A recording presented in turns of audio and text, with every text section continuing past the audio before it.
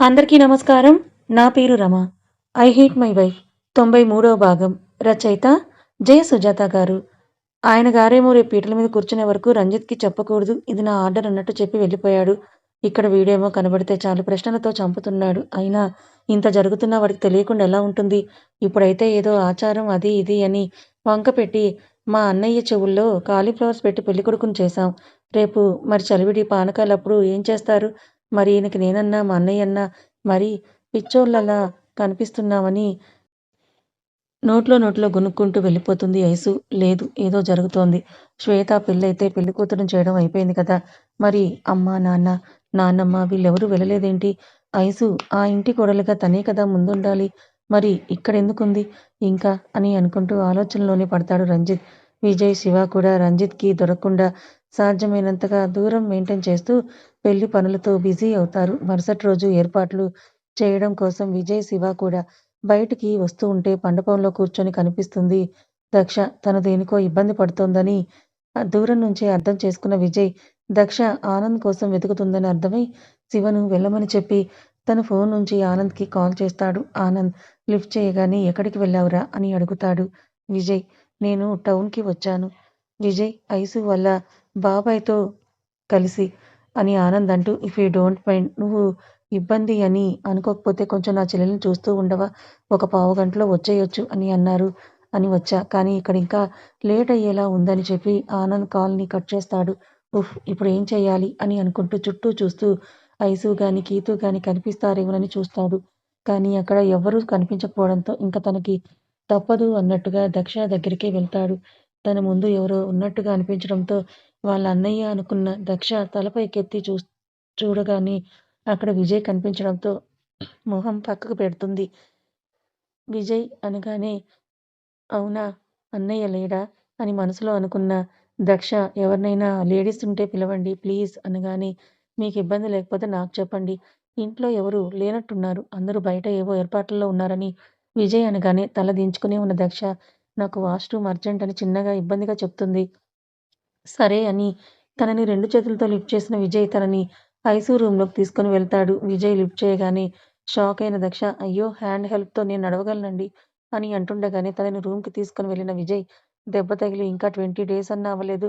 అప్పుడే నీ ఇష్టం వచ్చినట్టు ఆ కాలుతో నడిస్తే కాలింక అలా వంకరగానే ఉండిపోతుంది. పైగా వాపు వస్తుంది నరం కదిలి. అప్పుడు మళ్ళీ నన్ను ఆడిపోసుకుంటావు. నా వల్లే నీ కాలిలా వంకర అయ్యిందని. నాకిదంతా అవసరమా అని వాష్‌రూమ్‌కి తీసుకొని వెళ్ళి టాయిలెట్ సీట్ మీద కూర్చోబెట్టిన విజయ్, అవ్వగానే పిలువు వస్తాను అని డోర్ దగ్గరికి వేసి బయటే నిలబడతాడు. కంప్లీట్ అవ్వగానే ఏమని పిలవాలో అర్థం అవ్వక చిన్నగా దగ్గిన దక్ష అతను వెంటనే డోర్ ఓపెన్ చేసుకొని రావడంతో ఇక్కడే ఉన్నారా అని అడుగుతుంది. ఆ! అలా నిన్నేం చూడలేదులే. నేనేమీ అలా అనలేదు. మామూలుగానే ఇక్కడే ఉన్నారా? దూరంగా ఉన్నారేమో, మిమ్మల్ని ఏమని పిలవాలో అని అనుకుంటూ ఉండగా నా దగ్గుకే వచ్చారు అని నార్మల్‌గా అడిగా అంతే అని ఆమె మాట్లాడుతుండగానే దక్షని బయటకు తీసుకొనొచ్చిన విజయ్ రూమ్‌లో బెడ్ పైన ఆడుకుంటున్న పిల్లల్ని చూసి, నన్ను అక్కడ దింపండి, పిల్లలతో ఉంటా. ఒక్కదానికే బోర్‌గా ఉంది అని దక్ష అంటున్నా వినకుండా విజయ్ తనని బయటకు తీసుకొని వచ్చి ఎప్పట్లా హాల్‌లోనే కుర్చీలో కూర్చోబెట్టి బయటకు వెళ్తున్న విజయ్‌తో థాంక్స్ అని అంటుంది. పర్లేదు, మీ అన్నయ్య లేడని హెల్ప్ చేశా. నేను కూడా ఇప్పుడు దీని గురించి చెప్పడం లేదు అని అన్న దక్ష, లాస్ట్ టైమ్ నన్ను హాస్పిటల్‌కి తీసుకొని వెళ్ళినందుకు, నా గురించి అన్నయ్యకి ఇన్ఫార్మ్ చేసినందుకు అని అంటూ విజయ్ ముందు చేతిని చాపిన దక్ష, ఫ్రెండ్స్ అని అంటుంది. దాంతో ఒక్కసారిగా వెనక్కి తిరిగి చూసిన విజయ్ ఆమె చేతి వైపు ఒకసారి చూసి ఏమీ మాట్లాడకుండా అక్కడి నుంచి వెళ్ళిపోతాడు. వెళ్తున్న విజయ్‌ని చూస్తూ ముందుకు చాపిన చేతిని వెనక్కి తీసుకొని, అదేంటి ఫ్రెండ్స్ అంటే అలా మాట్లాడకుండా వెళ్ళిపోయాడని చిన్నగా అనుకుంటున్న దక్ష దగ్గరికి హాయ్ అని పిలుస్తూ వస్తుంది కీతు. హాయ్, నా పేరు కీర్తన. కీతు, దక్ష అని ఇద్దరూ నవ్వుతూ షేక్ హ్యాండ్ ఇచ్చుకున్నాక, మీరు ఐశ్వర్య గారి ఫ్రెండ్ కదా? అవును. ఇక్కడ ఒక్కరే ఉన్నారేంటి? రండి లోపలికి వెళ్దాం. పెరట్లో గోరింటాకు పెడుతున్నారని కీతునే దక్ష చేతిని పట్టుకొని తీసుకొని వెళ్తుంది పెరట్లోకి చిన్నగా నడిపించుకుంటూ. అక్కడికి వెళ్ళేసరికి సీతమ్మ గారు చైర్‌లో పక్కన కూర్చుంటే, ఇంకా మిగిలిన ఆడవారు మొత్తం ఒకరికొకరు గోరింటాకు పెట్టుకుంటారు. వాళ్ళ పెద్దమ్మతో అరచేతిలో చందమామ వేయించుకుంటున్న ఐసు దక్ష రావడం చూసి చిన్నగా నవ్వుతుంది. అద్వైత్‌కి కూడా కౌసల్య గారు అరచేతిలో చుక్కలు పెడుతుంటే, అనంత గారు అనూకి పెడుతుంటారు. అదిర ఐసు పక్కన కూర్చొని ఆడుకుంటుంది. కీతుకి వాళ్ళ అమ్మగారు పెట్టడం స్టార్ట్ చేస్తారు. వాళ్ళందరినీ అలా చూస్తే దక్షకి చాలా బాగా నచ్చుతుంది. ఎప్పుడూ ఇంతమంది బంధువులను ఒకచోటే ఇలా తను చూడలేదు. తనకి వాళ్ళ అమ్మ తరపు వాళ్ళు అసలు ఎలా ఉంటారో కూడా తెలియదు. తెలిసిందల్లా వాళ్ళ పెద్దమ్మ, పెదనాన్న ఆనంద్ తప్ప. వాళ్ళ పెద్దమ్మ కూడా ఈరోజు ఈ రిలేటివ్స్ పెళ్ళికి తీసుకొని వెళ్ళలేదు. ఇప్పుడు పల్లెటూరులో జరుగుతున్న ఈ పెళ్లిని, వాళ్ళ మధ్య ఉన్న బాండింగ్‌ని చూసి హ్యాపీగా ఫీలవుతోంది. రామ్మా కూర్చో అని దక్షని సీతమ్మ గారు పక్కన కుర్చీలో కూర్చోమన్నట్టుగా చెప్తే, వద్దండి నేను కిందే కూర్చుంటా అని అదిర పక్కనే కూర్చుంటుంది దక్ష. అమ్మా వాడు చెయ్యి ముడుస్తున్నాడు చూడు అని ఐసు అరుస్తుంటే, అబ్బా! నువ్వలా ముడవకురా చుక్కలు కూడా మీ అమ్మకు నీట్‌గా రావాలి అంట. నా బుర్ర తింటోంది. అమ్మా దక్ష నువ్వు వాడి చెయ్యి ముడవకుండా పట్టుకోరా! వాడికి పెట్టాక నీకు నేను పెడతాను అని కౌసల్య గారు అనడంతో కింద కూర్చున్న అదిరను తన ఒడిలోకి లాక్కొని ఒక చెయ్యి వాడి పొట్ట చుట్టూ వేస్తూ ఇంకో చేత్తో వాడి చెయ్యి లాగి పట్టుకుంటుంది. మరి అదీకి వెయ్యరా ఐశ్వర్య గారు? ఐసు అని పిలువు దక్ష. నో ఫార్మాలిటీస్ అని ఐసు అంటూ తను పడుకున్నాక వెయ్యాలి. నాకీ నైట్ అదొక పెద్ద టాస్క్. గోరింటాకు ఆరే వరకు అలా పట్టుకొని కూర్చోవాలి. లేదంటే బెడ్ మొత్తం ఖరాబే. మరి మెహందీ పెట్టెయ్యొచ్చు కదా ఈజీగా ఆరిపోతుంది. గోరింటాకు దొరుకుతున్న చోట కూడా మెహందీ ఏంటి దక్ష? వీలు లేని వాళ్ళకి ఇంక మెహందీ తప్ప నో ఆప్షన్. కానీ నాకు మెహందీ కన్నా గోరింటాకు అంటేనే ఇష్టం. గోరింటాకు వల్ల చాలా హెల్త్ బెనిఫిట్స్ కూడా ఉన్నాయి. బ్లడ్ సర్క్యులేషన్ బాగా జరుగుతుంది. పైగా అది పండాక దానికి ఉన్న ఎరుపు లుక్ మెహందీకి రాదు అని ఐసు అంటుంది. నేనెప్పుడూ గోరింటాకు పెట్టుకోలేదు తెలుసా? ఇదే ఫస్ట్ టైం. ఈ ఇన్‌స్టాలో పేరు వినడం తప్ప అని దక్ష అంటుంది. ఇంకా అద్వైత్‌కి అయిపోవడంతో కౌసల్య గారు దక్షకి పెట్టడం స్టార్ట్ చేస్తారు. ఏమ్మా! నువ్వు మీ పెద్దమ్మ దగ్గరే ఉంటావా? అని సీతమ్మ గారు అడుగుతారు. అవును నాన్నమ్మగారు. మా పేరెంట్స్ చిన్నప్పుడే నన్ను వదిలి పైకి వెళ్ళిపోయారని దక్ష అనగానే అయ్యో! అని అందరూ ఒక్కసారిగా బాధపడతారు. నాకు వాళ్ళెలా ఉంటారో కూడా తెలియదు. వీళ్ళది లవ్ మ్యారేజ్ వల్ల అమ్మ వాళ్ళ తరపున వాళ్ళు నన్ను ఇంక పట్టించుకోరు. ఇంకా నాన్నకి అన్నయ్య అయిన పెదనాన్న వల్లే నన్ను పెంచారు అని దక్ష అంటుంది. అలా వాళ్ళు మాట్లాడుకుంటూ ఐసుకి, అద్వైత్‌కి, అను, కీతు, దక్షకి చేతులకు, కాలికి గోరింటాకు పెట్టడంతో కౌసల్య గారు వాళ్ళింకా రేపటి కోసం చేయవలసిన ఏర్పాట్లు ఉండడంతో పనయ్యాక పెట్టుకోవచ్చని వాళ్ళంతా లోపలికి వెళ్ళిపోతారు. అక్కా! శ్వేత వదినకు కూడా ఈ పాటికి గోరింటాకు పెట్టే ఉంటారు కదా! అవును. మరి అన్నయ్యకెలా? అన్నయ్య పడుకున్నాక సైలెంట్‌గా పెట్టేద్దాం అని ఐసు అంటే, వాడు ఈ నైట్ పడుకుంటాడని నువ్వనుకుంటున్నావా? అని అంటూ వచ్చి కీతు పక్కన కూర్చుంటాడు శివ. శివ వెనకే విజయ్, వరుణ్, రాజు కూడా వచ్చి కూర్చుంటారు. వాడు పడుకోకపోతే నువ్వు, మీ బావ వెళ్లి జో కొట్టి పడుకోబెట్టండని విసుగ్గా అన్న ఐసు, అన్నయ్యని చూస్తే పాపం అనిపిస్తోంది తెలుసా? రేపు వాడి పెళ్లయినా తను ఇంకా కన్‌ఫ్యూజన్‌లోనే ఉన్నాడు. మీ ఫ్రెండ్ చెల్లెలు రాక్షస జాతికి చెందిన వాళ్ళు డైరెక్టర్ గారు. నాకు వాళ్ళిద్దరి మీద చాలా కోపంగా ఉంది తెలుసా? అని ఐసు అంటుంది కోపంగా. అది నువ్వు వేరేగా చెప్పక్కర్లేదు ఐసు. నాకు తెలియదా? అని విజయ్ అంటూ అదిరితో ఆడుకుంటున్న దక్ష వైపు ఒక లుక్కేస్తాడు. అన్నయ్య! మా అందరిలో ఎవరి గోరింటాకు బాగా పండుతుందని మీరనుకుంటున్నారు అని అను అనగా ఏయ్! అందరివి బాగానే పండుతాయి. అలా కాదక్కా! సరదాగా బెట్ కట్టుకుందాం. ఎవరిది బాగా ఎర్రగా పండుతుందో అని వీళ్ళనుకుంటున్నారో అని అను నవ్వుతూ అనగా, నువ్వు మరీ పిచ్చిదానిలా ఉన్నావు అను. మనకి తెలియందా వీళ్ళంతా ఏకగ్రీవంగా ఐసుకే ఓటు వేస్తారని కీతు అంటుంది. అన్నయ్య! ఇక్కడెవరో బాగా కుళ్ళుకుంటున్నారు చూడు అని శివాని అంటూ కీర్తిని ఏడిపిస్తుంది. వాళ్ళంతా అలా సరదాగా ఉండడం చూసి దక్ష కూడా వాళ్ళని నవ్వుతూ చూస్తుంది. వరుణ్ గారు నాదెలా ఉంది?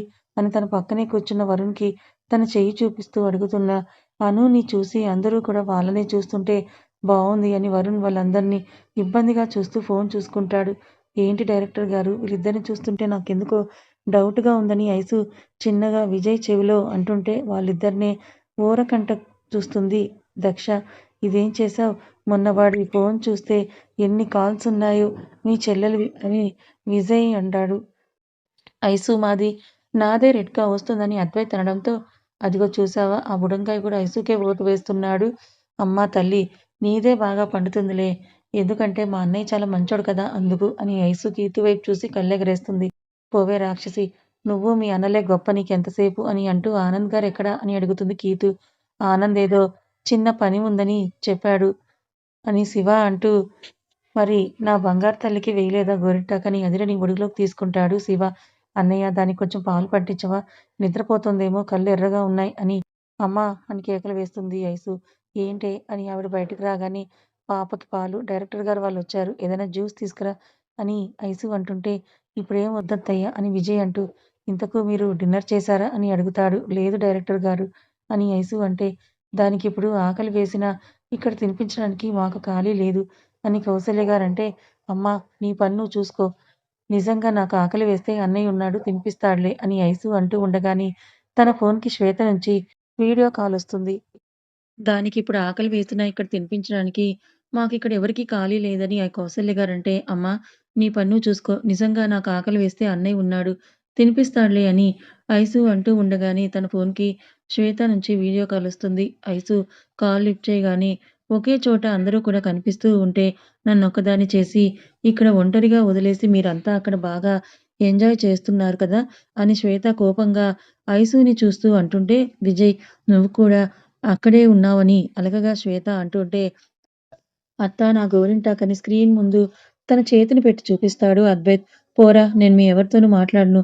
మీ ఐసుమ ఏమో ఆడపడుచు కన్నా అన్నయ్యనే ఎక్కువైపోయాడు. మీరేమో అత్తను వదిలేశారు అని శ్వేత అంటున్న మాటలకు చిన్నగా నవ్వుతూ, మీ అన్నయ్య నీతోనే ఉన్నారు కదా ఆడపడుచు గారు అని ముందు నీ చేతులు చూపించండి వదిన గారు అని ఐసు సాగదీస్తూ అనగానే, నాకు సోప్ వెయ్యాలి అని చూడకు అని నవ్వుని రేపు ఎర్లీ మార్నింగ్ కల్లా నువ్వు, విజయ్, కీతు అందరూ ఇక్కడ ఉండకపోతే అస్సలు ఊరుకోను అని శ్వేత తన గోరింటాకు పెట్టిన హ్యాండ్స్‌ని చూపిస్తుంటే, అబ్బో!